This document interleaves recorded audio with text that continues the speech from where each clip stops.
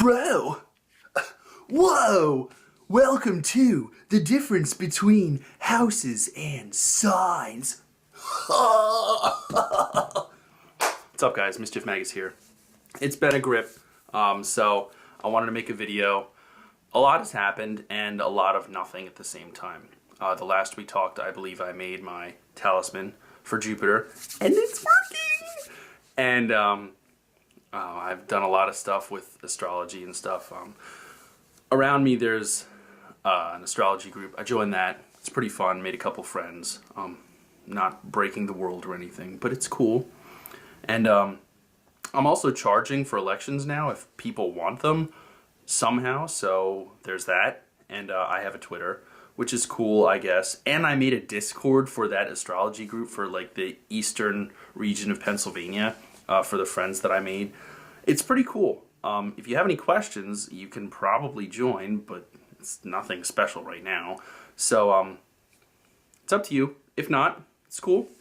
I really am not doing much with it, but I just use it to kind of spread out, make friends, and kind of try and find people that are like-minded and like astrology and magic as much as I do, which I think that there are a lot of people. And if you're looking now, a lot of people apparently are very, very serious about this stuff. If you look, especially on Twitter, people like Tony Mack, Ryan Butler, Chris Brennan, of course, Chris Warnock, and a bunch of other people who I've never heard of. I mean, don't get me wrong, I kind of don't want to associate with anyone. I'm just doing my thing. This is just for fun.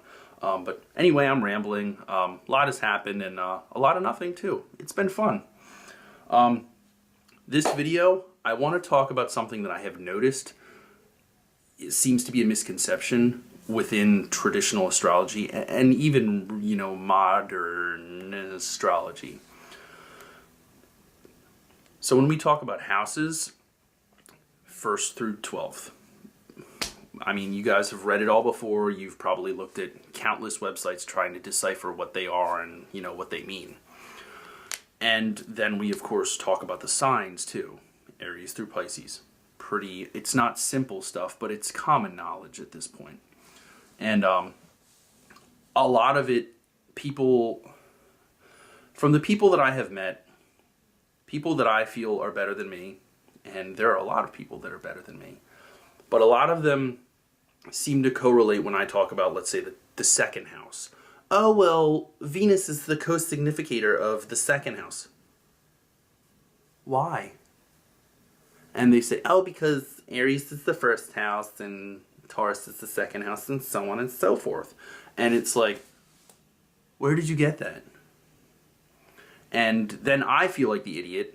And I'm not saying I'm better than all of these people, because I'm not. But that's a very bad misconception. And don't do it. Okay? Houses and signs are two separate things. So if you were to say, oh, well, we look at Cancer in your chart to decipher what your home life is like. No! Speak the word with me. No. Do not do that. Maybe someone's birth chart has Cancer on the IC. Then you would look to the moon for the significator and how she's positioned to determine how we all know, or at least we should by now, the 4th house is your root, your origin, the end of all things, you know, shit buried underground. The father, I'll get to that in a bit. And you can't look at just Cancer just because it's the 4th sign of the zodiac. Are you crazy? It's like, so there are 12 houses and there are 12 signs. That does not mean that each of them match, okay? So like the 6th house is not governed by Virgo. Maybe for someone with Aries on the ascendant, maybe, because that would actually work, and you would have Aries on the ascendant, and then it would go all the way, oh, well, look, there's Virgo, because, you know, it's the 6th sign. Oh, who would have thought? It's not for everyone. As an example, my ascendant is Aquarius, and I'm fucking proud of that, for reasons I don't really want to talk about. But my 4th house is actually not Cancer. It's Gemini. And the moon would have nothing to do with fucking my house or, you know, stuff like that. It doesn't work that way. Now, why? This is kind of tricky because logically you would think, well, you know, I can see that making, you know, third house, you know, you look at what it represents. Oh, it's brothers and siblings and short travel and letters and communication. I mean, you could make sense of Gemini being the third house, third sign. You know, you could see that. I can totally get it. It makes sense. In the old days, the moon god Thoth was the guy who dealt with stuff in the third house. And he did writing, communications, all that kind of stuff. And I think that I had mentioned house joys, but this was just an example that I thought of. So with moon god Thoth, and I don't know how to pronounce it. Thoth, I don't know. However you pronounce it, that guy, whatever.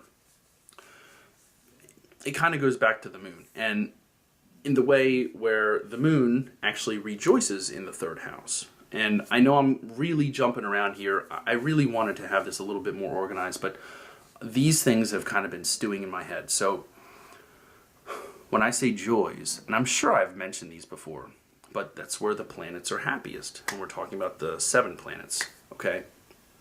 We're talking about the 7 planets now. Because some people, you know, they like to talk about the outer planets for whatever. I don't know. Anyway, let's go back to the moon thing. So in the third house, you know, it represents certain things, as I had mentioned, communication. Well, in the ancient times, the moon was responsible for those things, being the fastest celestial body in the sky that we know of. It goes, what, 13 degrees a day, which is amazing when you look at, like, the sun, which is only a degree a day.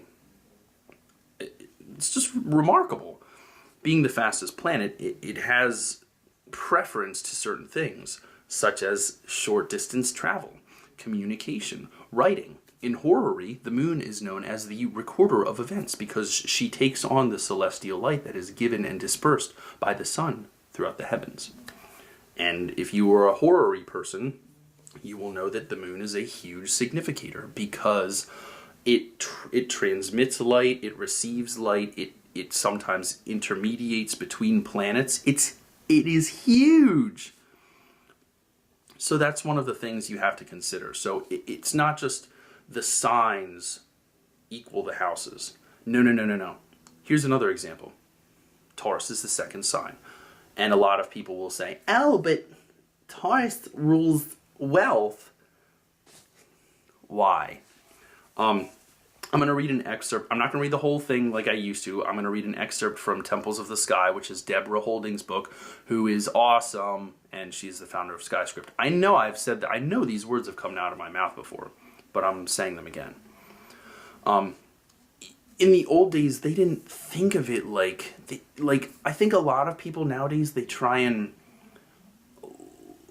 self-analyze what the signs are. Oh, well, it's a bull, so, you know, it's stable. That's actually part of it, but it's like there's so much more to it. In the ancient times, Taurus did not indicate wealth at all.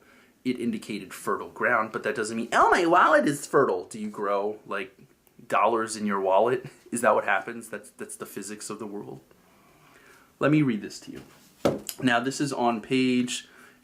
It's on the introduction. I mean, it's super early on the book, but I went back and I read it for a third time, and I found it, and I was like, oh, because I was super obsessed with the houses, and I wanted to read the whole thing for whatever reason. I can't remember.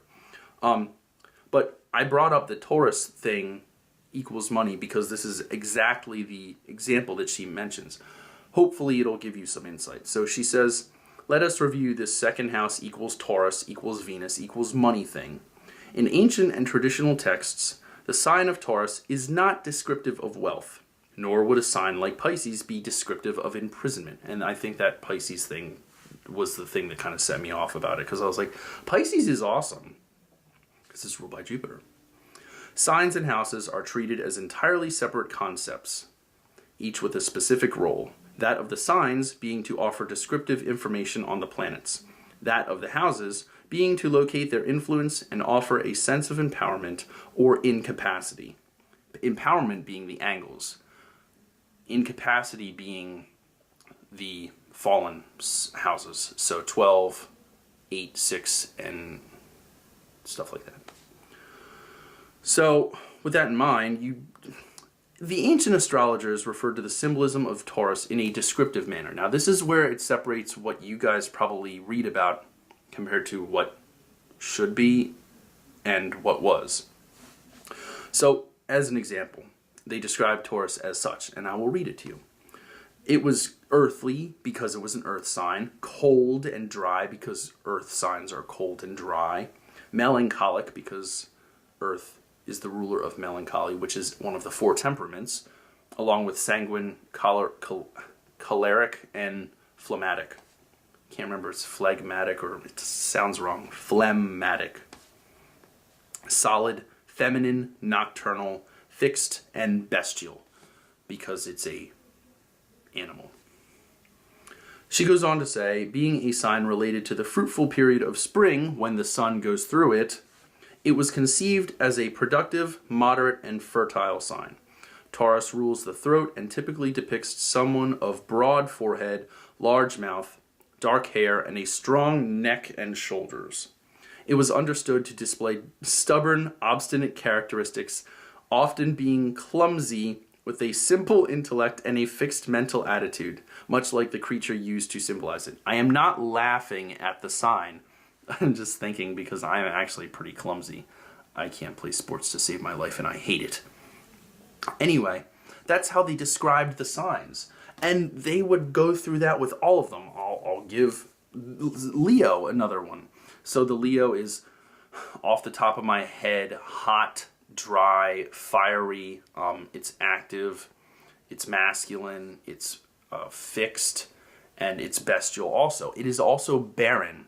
So, with that in mind, I have to give you another example. The 5th house is the house of pleasure. It covers sex, children, gambling, alehouses, fun, merriment of all kind. Now, with that being said, there's a couple of things you need to realize. 5th house, the 5th sign is Leo. So, as I had just mentioned, Leo being a barren sign, how is it that the sun and Leo are natural significators of the 5th house? Go ahead. It doesn't work. It does not work. And this is what I'm trying to get to you. The things that you are reading about, try and realize that over the course of time, as we had kind of progressed into this, I guess, new information age, information gets kind of lost in translation. So we also have to realize where we came from, and some of the stuff gets either condensed or it just gets fused together. So it's a really, really big problem because a lot of the information that we get, it is not the original. So, like, as it had mentioned, Pisces, oh, it rules, hospitals and psychic stuff. And maybe for some people it just might. Because, every person is different, okay? And every person will have a different life, for the most part.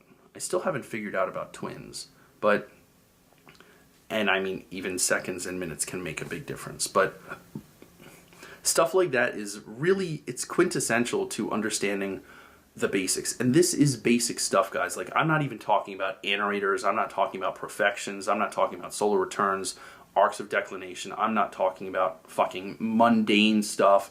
This is stuff that you have to build on in all aspects of not only astrological magic, but also other schools of it. So, electional, big deal. Horary, big deal. Natal, also a big deal. And then mundane, it's just like the deal goes through the roof. It's the biggest of deals.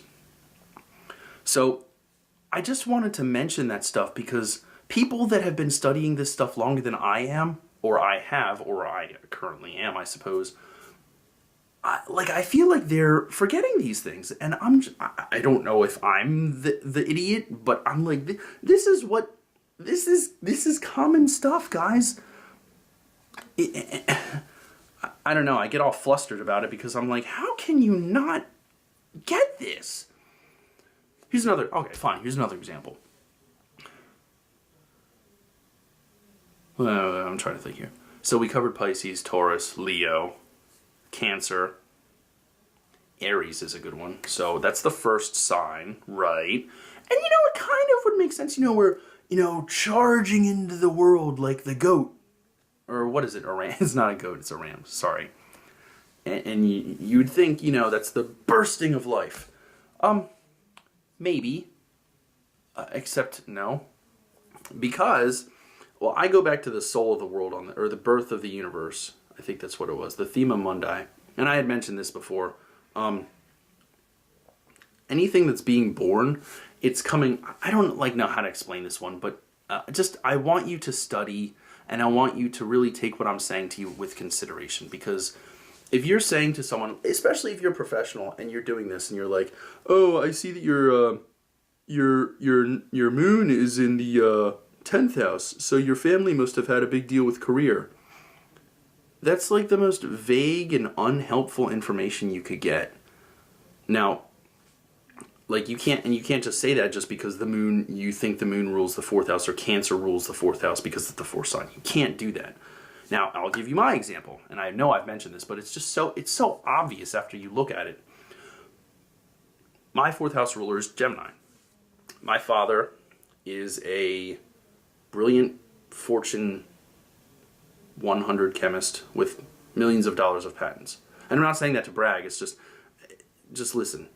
He does not stop, he constantly is working, he likes to move around, he likes to do everything. And, those are things I would say can be symbolized by Mercury. And he talks so fucking much. And, he's got a great sense of humor.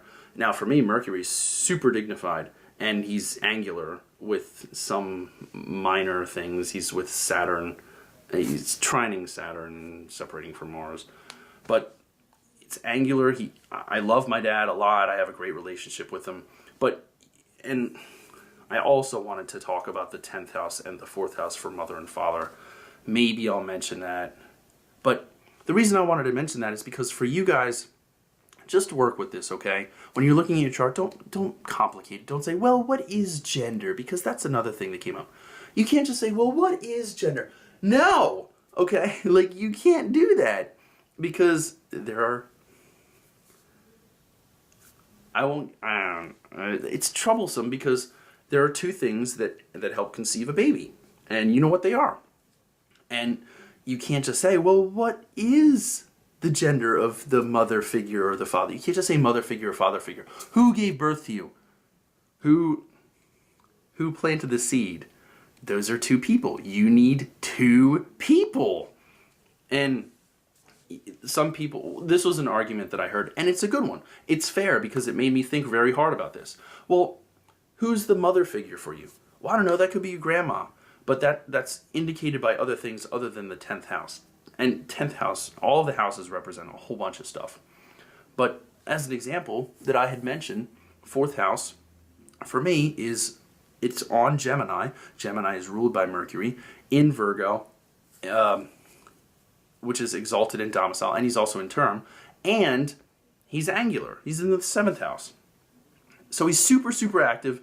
And he rules, for me, my 4th, 5th, and 8th houses. I mean, it's just he's a huge part of my life. And you could do that with your family, too. I don't have a chart to look at, but that's how you do it. As another example, my mom... Let me back up. 10th house, for me, is ruled by Jupiter, because Sagittarius is on the 10th house. And for me, that's my mom. My mom was always a really ethereal, emotional person. And for me, Jupiter is in Cancer. So I think that there's sort of that moon thing there. That's where you got to be careful, because it really does depend on where they are. But still, 10th house is my mom. My mom is represented by Jupiter, even though Jupiter is a masculine planet. That's kind of how I see it. I'm sure there's, God forbid Rob Zoller comes on here, just face palms and says, you are doing this so wrong. But this is what I learned. And this is what's in Temples of the Sky. And the reason I mention all of that is because you can't, like, you don't, two vaginas do not make a baby, okay? You need the seed and the, you know, egg. Like, I just hate that argument. It's like, dude, who gave birth to you? And even if you don't know your father, or like he's disappeared or something, you still had a father. He's somewhere in your chart. All right. Most of the time, I think you could trace it through the 4th house. And I know that there are always exceptions, and it can be very complicated to decipher. But you know, you look at it and you study it long enough, and you kind of look at your life in a self-awareness mentality, and there will be things that you'll notice. I really wanted to get this video out because that sign and houses stuff was bothering the hell out of me. So was that mother and father thing. And it's just, you gotta study. I mean, I'm not a professional. I will do elections for a price though for you, and they're very good too. But I'm not like a professional natal astrologer. I don't like horary, and I can't do mundane because I just don't have the time. But I can do elections, and I like this work, and I take it very seriously. I don't have 3,000 followers, but I like to think I have some semblance of an idea of what the just and righteous and reasonable and correct way to do it is. Now, I'm not going to say that I know all of the formulas, because I definitely don't, but I know a good bit. Not a lot, but a good bit. Alright, I'm sorry, I know this video is super long, but I had a lot to cover. I probably could have separated it in a bunch of videos, but I just couldn't stop talking. Alright, we'll see you guys later.